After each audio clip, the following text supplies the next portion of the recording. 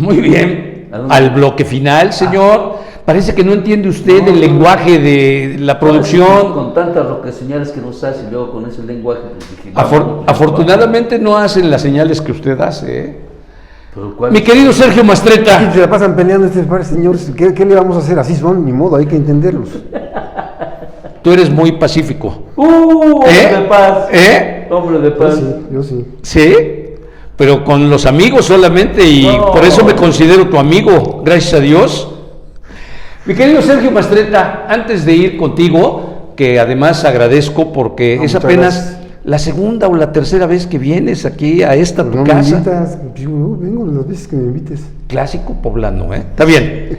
Vamos a agradecer a nuestros patrocinadores, Arnoldo de la Rocha y el Pollo Feliz, Gerardo Navarro, Mangueras y Conexiones de Puebla, Jean-Paul Pinzón, Proyectos y Construcciones Pinzón, Alfonso Gómez Quintanar, el Hotel Holiday Inn Finza, Sarkis Mena Gitani, Weldent, Flor de Aloe, Ángel del Castillo, Plaza Dorada, Blanca Peralta, el Mosup, como ya me corrigió mi socio, colaborador, amigo, coconductor, el Mosup, Moisés Ortiz Bracho, Publixi, María García, la Hacienda San José Actipan, Jorge Espina y Vimatec, Vicente Aguirre. Oye, suena en la caja registradora, qué bueno. No está sonando como debiera. Pero además es neta, ¿eh? No, sí, o sea... No, qué bueno, me da gusto, qué bueno que sea así. Te lo comenté cuando nos cruzamos, nos encontramos ahí en la universidad. En la universidad, sí. Ahí en el complejo. No, qué bueno, me da gusto que estén. Sí. Qué bueno que lo señalas, porque es oportunidad para comentar, pues que afortunadamente... Gracias a la iniciativa privada es que podemos estar haciendo este esfuerzo, disfrutando de estas 2 horas diariamente. Y darle voz a ustedes. Darle voz, no solamente a ustedes los especialistas, sino a gente que verdaderamente no la tiene, porque vos, pues, Sergio, la tiene desde hace ¿cuántos años? No. Oye, está vetado, por favor. La tendrá para él, pero ya no en los medios, porque vienen las famosas tarjetas rojas. Bueno. Mi querido Sergio, nuestros gobiernos en la actualidad, invadidos por delincuentes probados, una situación verdaderamente de una descomposición como no la habíamos visto antes, no sé si coincidas o no. Yo sí creo que hemos tocado extremos. Sí.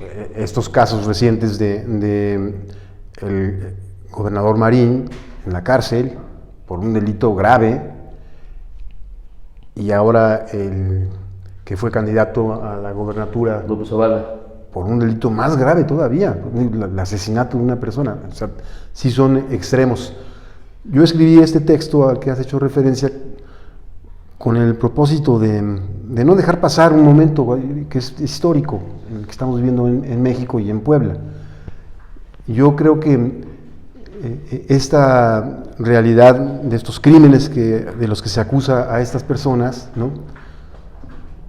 no son una anomalía, forman parte de una manera de ser de quienes han tenido el poder en México y aquí en Puebla, que en la práctica mantienen a través de la colusión de un conjunto de procesos, cometiendo ilegalidades, en muchos casos criminales, y sin embargo no les ha pasado nada, Porque han estado acostumbrados a esta impunidad. No les había pasado.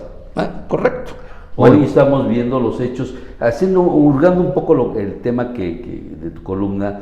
Hace 10, 15, 20 días también entramos a ese tema y escribimos un artículo de bolero a gobernador, ese fue el año pasado, de bolero a gobernador, hoy en la cárcel.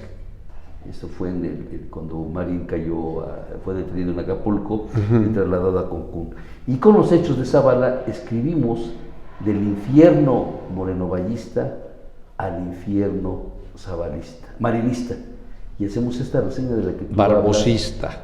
No, esa fue otra, de que como el karma o no karma, tú lo explicarás mejor, Sergio, de cómo terminó el maximato que quiso instaurar o que instauró Moreno Valle, y cómo finalmente resultó fallido con su trágica muerte la Delia de su esposa. cómo terminó sus días al corte de hoy, tienen un penal de alta seguridad en Durango, cómo los marinistas, varios de ellos terminaron en la cárcel, aunque salieron, como Valentín Meneses, como Fernández Jasso, y se cierra con Javier López Zavala, y hasta hoy presunto autor intelectual, porque mientras no se le juzgue no puede ser. Así es. Entonces, como ese estudiante que llegó de Chiapas, de Pijijiapan, terminó empoderándose en Puebla, pero ¿cuál fue su final, Sergio? Bueno, yo creo que lo que a mí me parece importante intentar responder es ¿de dónde salen? ¿Qué produce estos políticos que tenemos? ¿Quién los produce? Nuestra sociedad. Por eso, pero No vienen de Marte. O sea, yo pienso que un problema grave que padece nuestra sociedad es que no tenemos memoria, además. Es justo lo que iba a decir, una buena memoria histórica. Es decir, a lo mejor si vamos más para atrás, sí podemos saber un poco de la revolución y bueno, hay muchísima literatura, pero piensa un poco en la historia poblana. Dime tú, ¿dónde puedes encontrar una muy bien documentada narrativa sobre lo que ha pasado aquí en los últimos 30 años? Tienes que acudir a explorar en la prensa, ¿no? Esencialmente. Y es decir, los historiadores están en otro lado y los periodistas no somos historiadores, ¿no? Además, no hay una buena conjunción que permita una narración probada, a fondo, digamos, bien sustentada, que explique procesos como este, ¿no? Yo ya tengo, como ya decíamos ahorita, ya tenemos una buena edad, ¿no? Como para haber visto demasiadas cosas. Entonces, es probable que sí tengamos una capacidad analítica que nos permita entender. Además, por la propia profesión, hemos estado siempre involucrados con los procesos públicos. Pero yo pienso, yo tengo 3 hijas, una ya tiene 36 años, la menor tiene 22, la otra tiene 32, ¿no? ¿Quién les cuenta una buena historia? Pienso en la gente joven. ¿Cómo se enteran de lo que pasó hace 15 años? Cuando ellos tenían 15, 10 años. No hay manera. No hay forma. No hay manera. ¿Sí? Tienes que irte a la hemeroteca. Sí. Y si es que te dejan un tema para que te metas a buscar, si no, no. Pero tú dices, no hay historiadores. Pero incluso si vas a la hemeroteca, pues entonces es meterte a un pajar, ¿no? ¿Qué lees? ¿A quién lees? No, hablando de un tema en concreto, focalizado.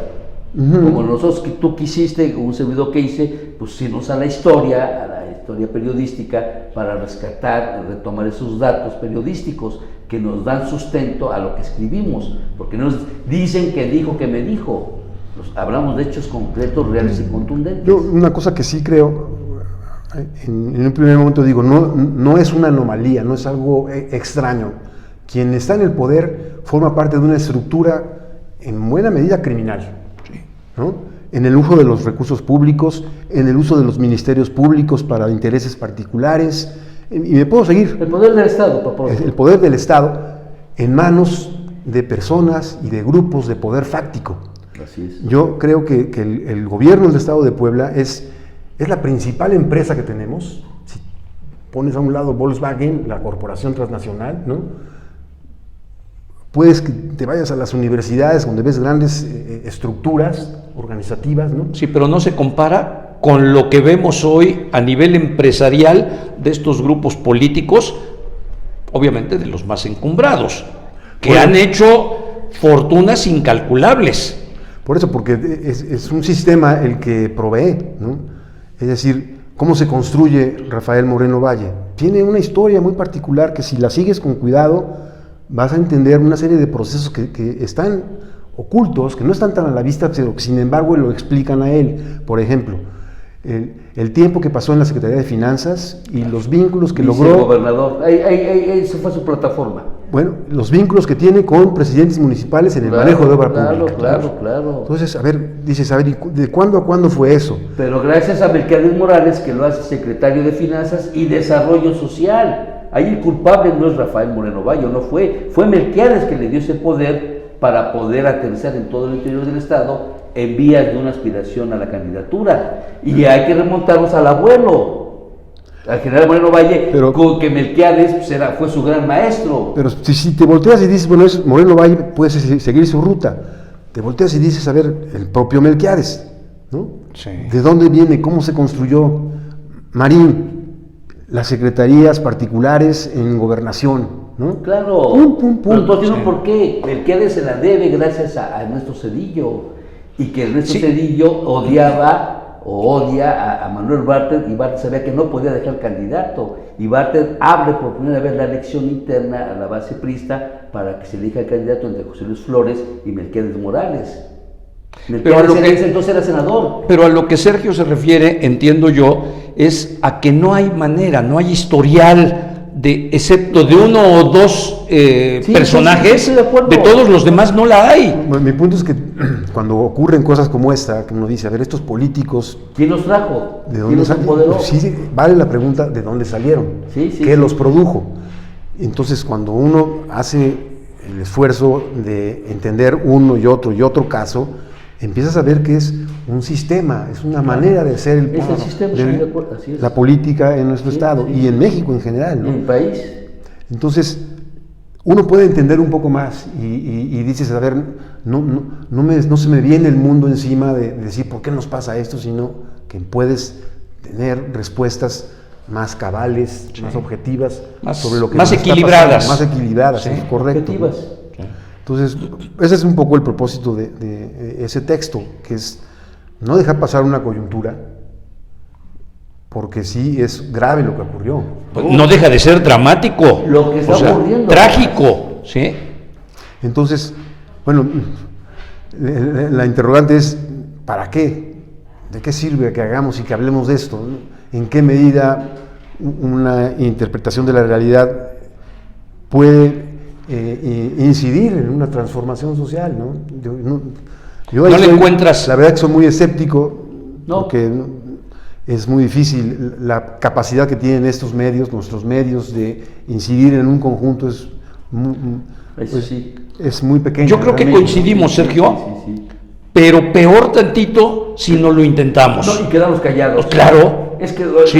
la pregunta que estás, qué bueno que la pusiste en la mesa, de dónde salió Melquiades, de dónde salió Marín, de dónde salió Zavala, de dónde salió Luis Miguel Barbosa. Es más o menos... Un hombre, una historia muy similar, oriundo de la Sierra Negra, de Sinacatepec, que las circunstancias los llevan a México a estudiar, regresa a Tehuacán, ahí pone el despacho con su primo, con su familia, y lo cobijan los chuchos, pero gracias a su hermano, el mayor Francisco, que había sido asesor muchos años de los senadores del PRD. Ahora, Es quien le abre las puertas para que con los chuchos y llegue Barbosa y se convierta en el abogado de los chuchos. por eso, él y los demás tienen una trayectoria, y lo mismo pasa en cualquier país del mundo, los políticos tienen una trayectoria, Claro. ¿no? El punto yo creo que para mí fundamental es esas estructuras en las que soportan a un político, cómo se construyen y parte de qué procesos y de qué esquemas de control de gobierno tienen como fundamento para explicar su ascenso. No es sencillo, hay que ir caso por caso, pero mi punto es que si no entendemos estas estructuras como parte de un aparato político de poder, ¿no?, que están en pugna, pero que al mismo tiempo se refuerzan unas con otras, ¿no? ¿Por qué no entendíamos por qué el PRI tenía tal poder? No era magia. No, claro. Era un asunto de estructuras sociales. De disciplina. Armadas Sí. desde Sí. los pueblos, desde las comunidades, en los sindicatos, en las estructuras empresariales, como la que hace un momento explicaba el señor Quintana, ¿no? Es decir, el PRI tenía una explicación de una forma claro, nomás veíamos un aparato hegemónico, ¿no? Pero no que no hubiera política, no que no hubiera enfrentamientos, no que no hubiera disputas y madrazos, ¿no? Pero también lo sabían disimular. En la mayoría de las ocasiones lo sabían disimular. Y controlaban. Y además no había hoy las tecnologías que nos permiten enterarnos prácticamente en el mismo momento de lo que suceda. Digo, si hubo, a lo largo de la historia del poder monopólico del PRI, hubo procesos muy claramente identificados gangsteriles, o sea, Claro. asesinatos, desapariciones, Claro. saca este señor, quítalo de aquí, y lo quitaban, ¿no? El avionazo de Madrazo, por ejemplo, ¿no? Por poner un ejemplo. sí. Pero hay, Colosio. Colosio. Más Es decir, sí tuvo ese sistema hegemónico, monopólico, sí tuvo crisis, ¿no? Claro. Cuando ese sistema se disuelve, y es el proceso que llevamos viviendo ya 20 Lo años. estamos viendo hoy. ¿no? Sí. Entonces, Le quedan 2 gobiernos, Sergio. 2 estados. 2. 2 El estados. de México, güey. Y quizá los pierda el otro año. Pero en fin. Bueno, en fin, todo esto con el ánimo de entender qué es lo que nos ocurre. Yo sí creo que algo que planteaba en el segmento anterior este hombre, el pelón de mi equipo, José Antonio. José Antonio. que me parece fundamental es ¿por qué no logramos proyecciones de largo plazo, perspectivas estratégicas, y estamos sometidos a la imposición de proyectos particulares? Lo hizo claramente Moreno Valle, ¿no? De manera muy eficiente. En la mañana alguien me decía, oye, toma en cuenta lo que este Moreno Valle hizo en los 6 años en construcción, y luego vamos a responder cómo lo hizo. Claro, Contrasta claro. muchísimo con el proceso Claro, actual. Sí, no, claro, sin duda. claro. Un gobierno sin Sí. recursos, ¿no? Entonces, ¿cómo le hizo el otro para tener recursos? ¿Cómo pudo imponer estos procesos de esos esquemas de Los APP. los PP, esos, los O PPS. los PPS. Son 2, APP y PPS. esos sistemas De inversión privada de inversión. 100% y Exactamente, que es una deuda brutal. nada escondida, por más que la quiso. No, por fortuna, Eudosio Morales, este catedrático, este economista, fue el que logró hilar Fue uno la de los madeja. primeros en El ventilar. primero, Sí. el primero Es correcto. en decir, señor Moreno Valle nos va a reventar todos los títulos. Bueno, pero quiero ir al punto, o sea, al final de cuentas, esas estructuras de poder se apoderan del Estado. Claro. Y dicen, es por aquí. Y cuidado Ahorita que- yo tengo otro punto, por ejemplo, para la ciudad de Puebla. Un problema grave, fundamental, es el del agua, ¿no? Sí, claro. Si tú dices, a ver, Sí. ¿qué va a pasar en esta ciudad dentro de 15, 20 años? ¿Quién sabe? Pero ahorita no estamos haciendo lo pertinente para que no sea una bronca. Mañana nos descomunal. damos como Sonora o Nuevo León, Bueno, o Monterrey. entonces, este muchacho Rivera es entrevistado toda esta semana, ha salido a la prensa con sus 240 días. Sí. Parece bien que lo haga, ¿no? Compra entrevistas y expone lo que está haciendo, ¿no? Y plantea ahí cuáles son los puntos estratégicos, ¿no? Seguridad y recuperación económica. Y en la entrevista, que es la que yo escuché, la que salió en eConsulta, aparece la palabra agua una sola vez en su boca. Y digo, a ver, no que no sean importantes los otros temas, Claro. son estratégicos, claro que sí, pero este otro tendría por lo menos que decir, oigan, la ciudad no tiene dinero, la ciudad no tiene los recursos legales y jurídicos porque está en manos del gobierno del Estado, ¿no? El SUAPAP, la empresa privada, es decir, la ciudad, pero si estás viendo que viene un incendio y no tienes con qué hacerlo, pues por lo menos sale y grita en la calle y di fuego, ¿no? Es decir, tendría él que estar diciendo, oigan, yo soy el presidente municipal y tengo que ver que esta ciudad tenga ojos para adelante. Ha sido Entonces, más que cauto, por no decir temeroso, de no enfrentar y decirle eso al gobernador del estado. de acuerdo, pero bueno, el punto es, Pero va a cargar mañana. ¿cómo nos damos Claro. un proyecto colectivo, construido democráticamente y que no esté sometido a estas voluntad. voluntades particulares, Sí. a estos propósitos de mediano y muy corto plazo, ¿no? Que al final impiden que los órganos de conocimiento, las universidades, los grupos civiles organizados participen con mucha más fuerza con estas estructuras de poder, porque los gobiernos para eso están, son los que controlan las estructuras del Estado para plantear estas cosas, para plantear las broncas estratégicas, para ver los asuntos inmediatos, pero con la sociedad. La pregunta que él se hace yo también me la hago, ¿por qué no somos capaces de construir proyectos de largo plazo de manera colectiva, inteligente y democrática? Yo creo que estamos sometidos por poderes monopólicos, igual un presidente municipal en una comunidad como Coyomeapan, ¿no? Con todo lo que esto Claro, está pasando claro. ahí, o cualquier otro municipio, que igual una estructura regional, como por ejemplo puede ser la de Chignahuapan, donde ves ahí a los grupos. Buen ejemplo el de Coyomeapan, muy bueno, claro. Bueno, ahí tú dices, a ver, ¿Quién gobierna? ¿Quién manda? ¿cómo un pequeño cacique se construye en 10 años? Por favor, 11. En Pero 11 años. Sergio, a mí me parece Los celestinos. que hay una razón de fondo para explicar esta duda que tienes. ¿Qué le pides a una sociedad tan pobremente educada tan pésimamente informada y que además por nuestra propia idiosincrasia, pues como que nos viene valiendo todo. O sea, ¿qué le pides con ese cóctel? ¿Cómo le pides que reflexione, que analice y que exija a los gobiernos? ¿Cómo? Pues por lo menos diciéndolo, tú lo decías hace un momento, es decir, efectivamente venimos de un poder y de un ejercicio del poder autoritario que fue Moreno Valle, ¿no? Gali es un tránsito, un entenado. Firmaba nada más. Bueno, ese ejercicio se disuelve, se rompe. Viene toda la crisis del 18-19. Llega un nuevo gobernador y pues, estamos perdiendo la oportunidad de haber hecho un alto en el camino y decir, oigan, poblanos, ¿por dónde nos vamos? ¿No? Ahorita, este gobierno municipal, yo creo que Eduardo Rivera es un político serio, capaz, ¿no? Ya tuvo 3 años de gobierno en la ciudad. Claro, una experiencia. No puede llegar a decir, oigan, pues permíteme, estoy aprendiendo. No, la otra señora que tuvimos aquí, la desgracia de tener como gobernante, porque fue una muy mala gobernante. La mejor que ha tenido Puebla. Claro. Y el mejor que ha tenido Puebla en toda su historia. Bueno, no me quiero meter ahorita ya, pero son 3 años perdidos. Sí. Bueno, Recupéralos. yo digo, a ver, estos tres años que tiene este cuate ahorita, pues, oye maestro, no te pongas a ver si va a ser gobernador en el 24. Cumple ahorita con tus obligaciones estratégicas para la ciudad. Plantea los problemas de fondo, plantea el agua, el empleo masivo en relación a lo que ocurre con el clúster automotriz Volkswagen.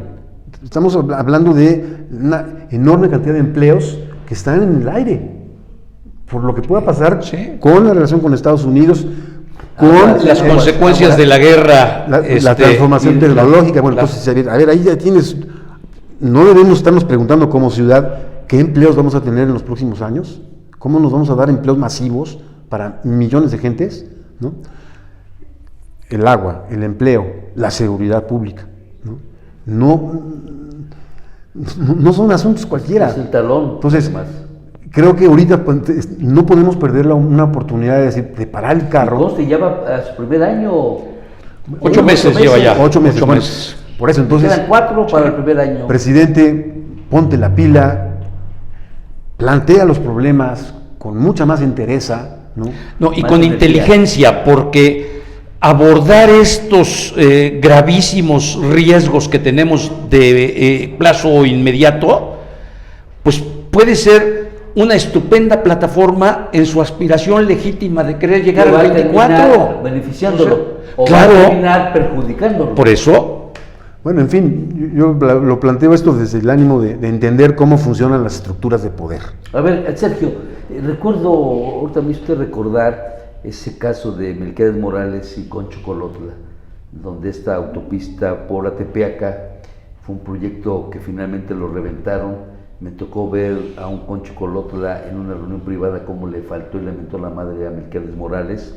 No me lo platican, lo viví, el apoyo y la movilización que logró Concho Colotla y el apoyo que en ese entonces ustedes le dieron en su estación, en su estación radiofónica de FM.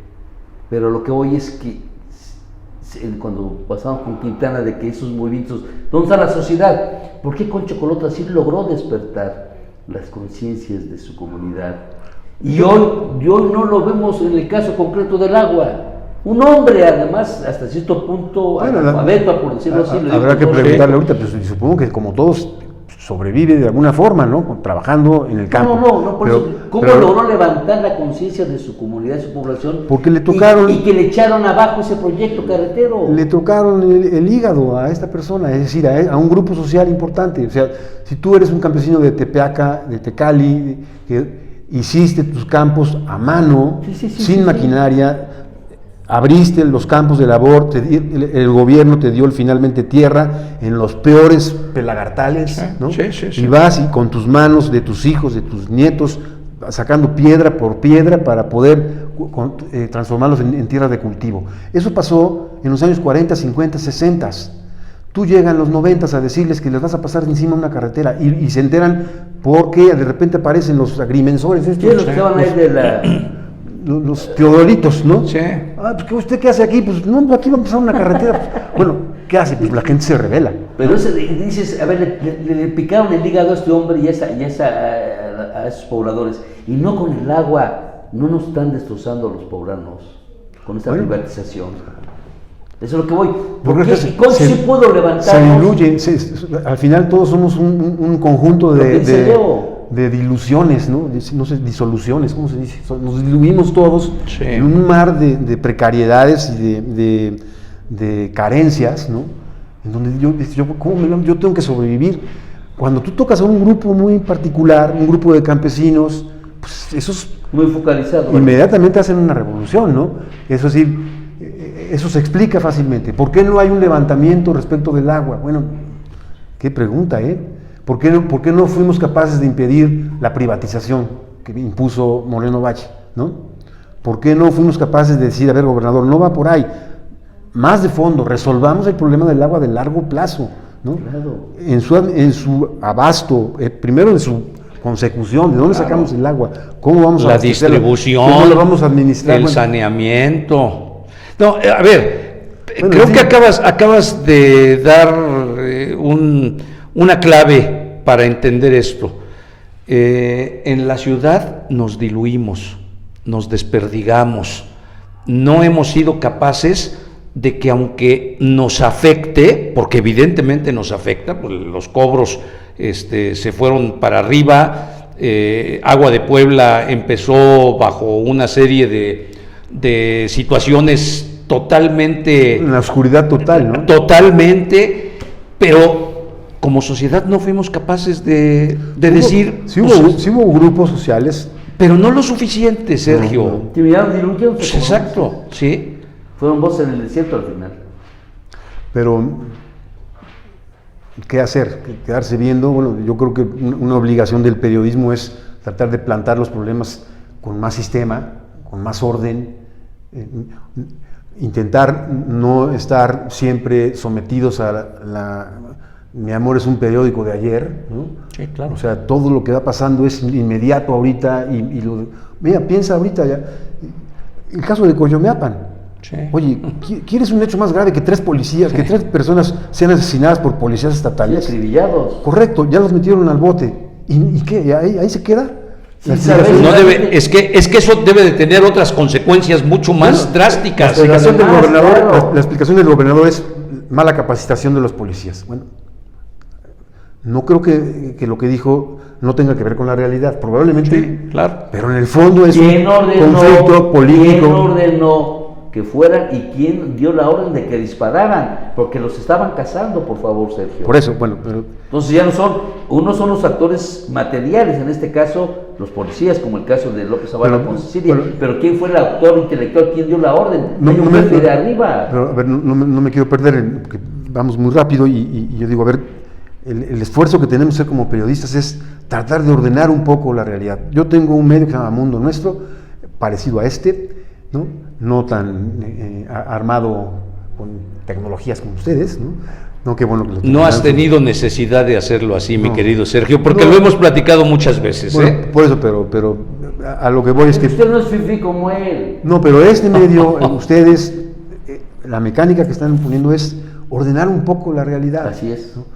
¿Cómo lograr que ese ordenamiento forme parte de un proceso más sistemático? Sí, claro, que incida con mayor contundencia. Que pueda uno acudir, oye, la semana pasada aquí, no sé, hay que ser mucho más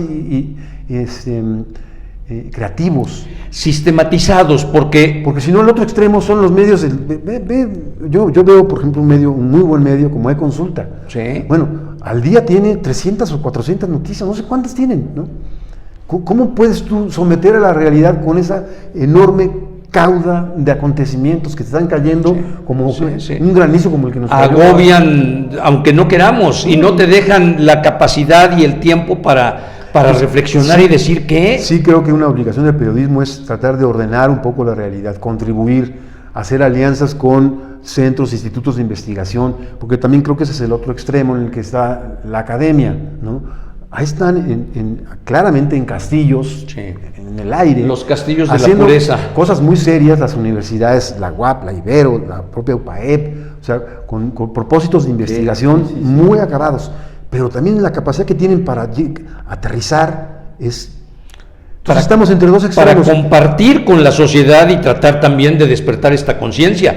Nosotros te debemos decir, Sergio, que aquí con bastante frecuencia están activistas en los diferentes temas que pues que atentan contra... O sea, sí hay mucha gente diciendo cosas. Hace rato que decíamos, ¿dónde está la sociedad? La sociedad está haciendo un madral de cosas. Un gran papel. Grupos civiles organizados haciendo en todos los ámbitos, no solo en el político, no solo en el social, en todos los ámbitos, construyendo cosas, desarrollando proyectos, ¿no? ¿En qué medida ese enorme esfuerzo civil se manifiesta en programas de gobierno?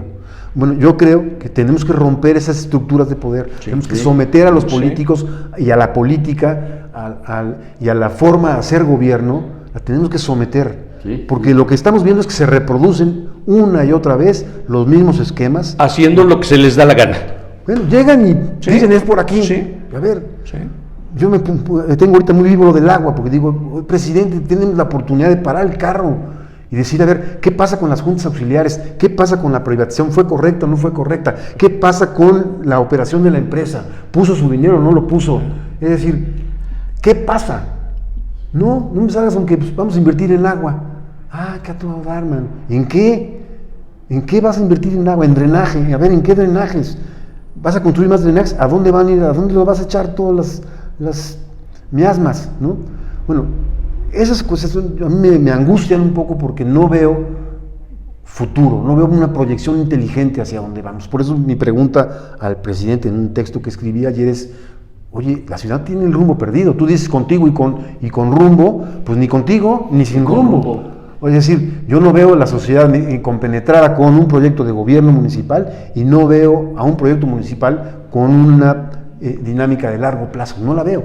Si la tienen con el implant que dicen, pues la tendrán que estar presumiendo más. Tendrán que estar... Pero es que no lo hay. Ese es el asunto, no lo hay. En fin, mi querido Sergio, tienes que venir, Vale, 8-7. Sí, ya se... Oye, faltan 7 minutos. Tienes que venir más seguido, mano, y no me eches la culpa de que invítame. Voy a tener unos calcetecitos como los tuyos. Vamos, a ver, te los puedo regalar, estos no, pero podemos ir y comprar y te los regalo con mucho gusto. Va. Voy a venir con mucho gusto y te agradezco mucho, les agradezco mucho la Y espero invitación. la caja de calcetines. Bueno, pues antes sí venían en caja de 6, Ujú, 6, sí. pero ahora ya no he vuelto a ver las cajas, ya pues están sueltos por todos lados y está mejor, porque así puedes escoger unos así bonitos, mira. No, pero por fortuna, hoy trajo, ayer no traía. ¿Hasta dónde llegan, ¿Ya? Mira. A ver, espérame. Ahorita va a aparecer. Mira. Ahí está. Ahí está. O sea, no vengas Oye, a pero mira, criticarnos. sí, lo ponen a uno como en el sillón de los castigados aquí, ¿a poco no? No, es el de los A ver, jefes. ese es el de los jefes. Sí, por favor. ¿Sí? Mi Castigado querido por Sergio, días. muchas Vamos. gracias, mano. Muchas gracias. De verdad. A ver, Vamos a ver. espero que los mande con letra grande, Ana Belén, porque No, no se va a tardar a ver, una bueno. hora en leerlos. Pues, Buscarlos y si luego me avisan leerlos. antes, ¿Cómo le van a avisar? Está usted ahí mostrando sus calcetines y su pierna. Pues, ¿qué no estás viendo cómo provoca? Batista lo metió a su cancha, no usted a él. Dice- Cayó en el juego y adiós. dice Venga. Beatriz Yarce, saludos a todos en el set en este día de los panzones y las mulitas. Ah, de veras. Te hablan, ¿eh? Lo veo triste. Por eso, triste, te están sí. hablando. No, a usted. Sin agraviar, sin agraviar. Fabi López, buenas noches a todo el equipo. Plática muy interesante y con mucha razón. Muchas gracias. Dele compartir, porque créame que el esfuerzo que hacemos no nos pesa, porque estamos convencidos de lo que estamos queriendo hacer. Pero si usted nos ayuda, porque además, aquí está la prueba. La fortaleza es la calidad de los contenidos a través de nuestros invitados y colaboradores. Entonces, vamos creciendo. Muchas gracias. Nos vemos mañana, viernes ya. Bendito sea Dios, aunque tú seas ateo. El agnóstico es usted, pero en fin, gracias, mil gracias por dar la oportunidad y ojalá haya un despertar de Puebla y los poblanos. No podemos seguir en este tránsito de horror, de terror, de secuestros, de linchamientos, de feminicidios, de levantones. No puede ser posible. Un gobierno que no es gobierno, y el problema es que las consecuencias no las pagan ellos. Las pagamos todos, y muy particularmente los grupos más vulnerables, Que son los más... que son la gran mayoría. Hay un huracán, una tormenta y las casas de adobe o de cartón o de madera, adiós. Gracias, equipo de producción, Héctor, Muchas Ana, gracias. Fina, Claudia, Víctor, don Pedro, José. Todavía respira. Todavía respira. Y manos libres, ¿no? Pásela bien. No excluya usted a manos libres. Nos vemos mañana. No se-